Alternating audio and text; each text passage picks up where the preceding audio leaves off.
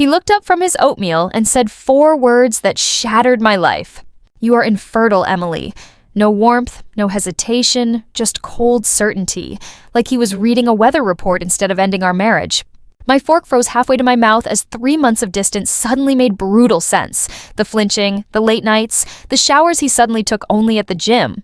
He said he had run tests himself, that his numbers were flawless, that the problem had always been me.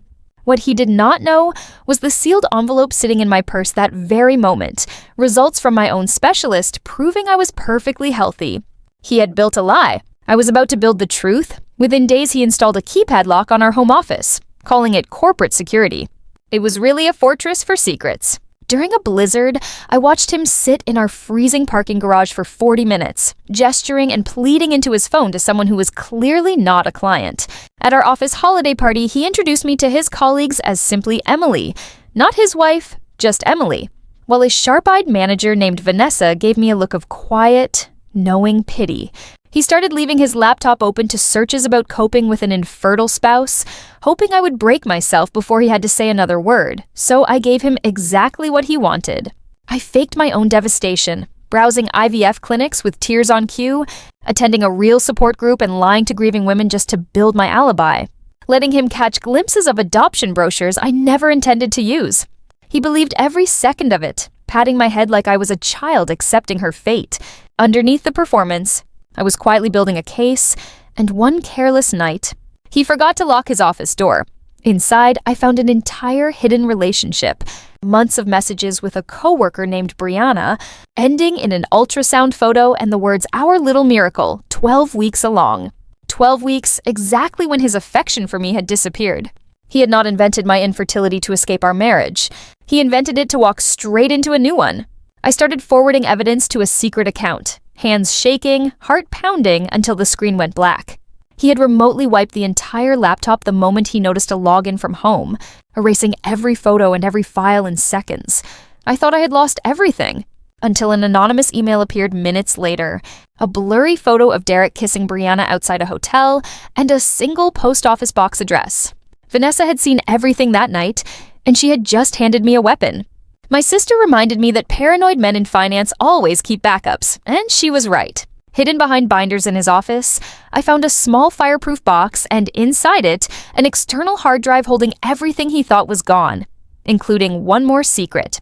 A medical file from 2 years earlier revealed a surgery he told me was routine had actually left him with critically low fertility, a condition he never disclosed and never treated. Brianna was 12 weeks pregnant. Derek was, by every medical measure, unable to father that child. I got my results notarized, printed every email, every statement, every report, and built it all into one thick black binder, tab by damning tab.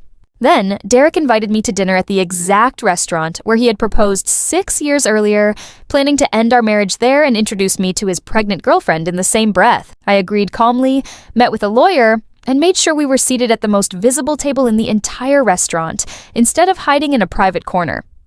When Derek arrived with Brianna on his arm, visibly pregnant in a tight emerald dress, the whole room noticed. He delivered his rehearsed speech about accepting reality and moving forward. I agreed sweetly, then placed the binder on the table with a thud that silenced every conversation around us.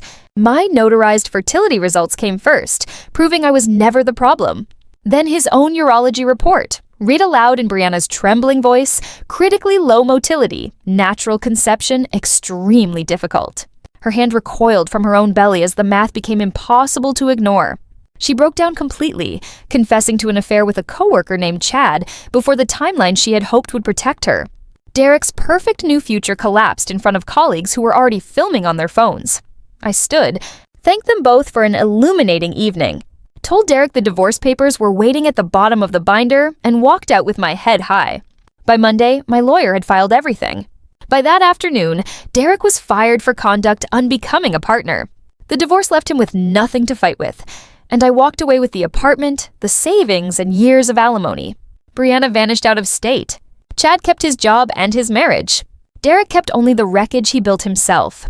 6 months later, I met Julian, an architect with an honest laugh and eyes that actually saw me. When I told him the entire story, he laughed in disbelief and called it the greatest thing he had ever heard, calling me a legend for surviving it.